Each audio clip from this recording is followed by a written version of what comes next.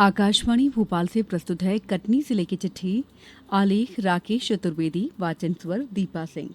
कटनी जिले की चिट्ठी में सबसे पहले बात मानसून की। जिले में इस साल मानसून की रफ्तार पिछले साल के मुकाबले काफी धीमी रही है। 1 जून से 19 जुलाई तक जिले में सिर्फ 245.4 मिलीमीटर औसत बारिश दर्ज की गई है, जबकि पिछले साल इसी अवधि में 606 मिलीमीटर बारिश हुई थी। सलीमनाबाद में सबसे ज्यादा और बड़वारा में सबसे कम बारिश दर्ज की गई। अब बात एक और बड़ी और ऐतिहासिक परियोजना की। कटनी के सलीमनाबाद में बन रही देश की सबसे लंबी भूमिगत जल सुरंग अब लगभग पूरी हो चुकी है।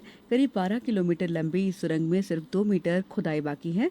सुरंग पूरी होने के बाद पहली बार बरगी बांध का पानी बिना किसी पंप या लिफ्ट के सीधे विंध्य क्षेत्र तक पहुंचेगा।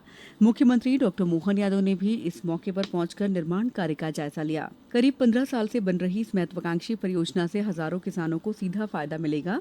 सुरंग के जरिए कटनी सहित जबलपुर, मैहर, सतना, पन्ना और रीवा जिले के 1450 गांवों तक नर्मदा का पानी पहुंचेगा। इससे करीब 2,45,000 हेक्टेयर कृषि भूमि सिंचित होगी। अकेले कटनी जिले की 21,823 हेक्टेयर जमीन को पहली बार नर्मदा का पानी मिलेगा।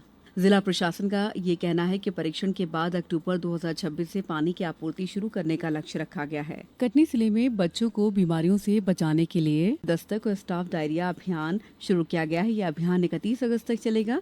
स्वास्थ्य विभाग और आंगनबाड़ी की संयुक्त टीमें घर घर जाकर 5 साल तक के बच्चों की स्वास्थ्य जाँच कर रही है। बच्चों को ORS, जिंक की गोलियां, विटामिन A और आयरन सिरप भी दिया जा रहा है।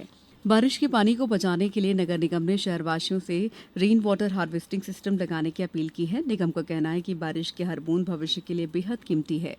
घरों, दुकानों, संस्थानों और सरकारी भवनों में वर्षा जल संचयन की व्यवस्था विकसित करने पर जोर दिया जा रहा है। इससे भूजल स्तर बढ़ेगा और आने वाले समय में पानी की कमी से राहत मिलेगी। कटनी जिले के ग्रामीण इलाकों में अब शौचालय निर्माण को लेकर विशेष अभियान चलाया जा रहा है। यह अभियान आज से शुरू होकर 31 जुलाई तक चलेगा। इस दौरान जिन पात्र परिवारों के पास अब तक शौचालय नहीं है, उनका सर्वे किया जाएगा। ऐसे परिवारों को शौचालय निर्माण के लिए सरकारी सहायता भी दी जाएगी। खेती की बढ़ती लागत को देखते हुए कृषि विभाग ने किसानों को नई सलाह दी है। विभाग ने कहा है कि DAP की जगह 3 बोरी SSP और 20 किलो यूरिया का इस्तेमाल करना ज्यादा फायदेमंद हो सकता है। इससे खाद का खर्च कम होगा और फसल को जरूरी पोषक तत्व भी मिलेंगे। SSP में फास्फोरस के साथ सल्फर और कैल्शियम भी मिलता है, जिससे पौधे की जड़ें मजबूत होती हैं। कटनी में दिव्यांगजनों के लिए निःशुल्क सहायक उपकरण वितरण शिविर आयोजित किया गया। शिविर में 37 पात्र हितग्राहियों का परीक्षण कर उन्हें जरूरत के अनुसार उपकरण देने के लिए चयनित किया गया। इसके बाद बरही और नीमरखेड़ा में भी ऐसे शिविर लगाए जाएंगे। जिले के सभी पात्र दिव्यांगों का चरणबद्ध तरीके से परीक्षण कर उन्हें उपकरण उपलब्ध कराए जाएंगे।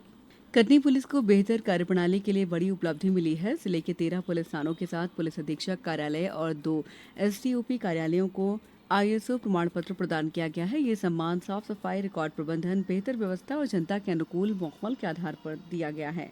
अब बात पशुपालकों के लिए चलाई गई खास पहल की। कटनी जिले में 13 से 18 जुलाई तक दुग्ध समृद्धि संपर्क अभियान चलाया गया।